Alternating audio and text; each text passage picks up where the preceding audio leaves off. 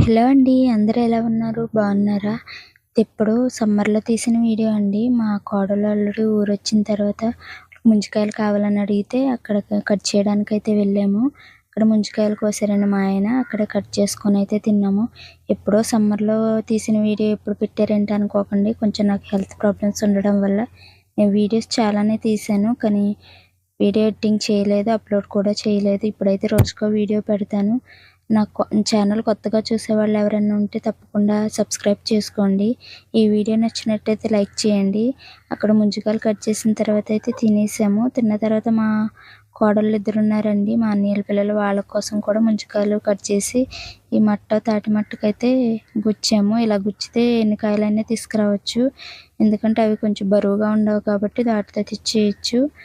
అందుకే ఇలా చేశామండి. వీడియో నచ్చినట్లయితే తప్పకుండా లైక్ చేయండి.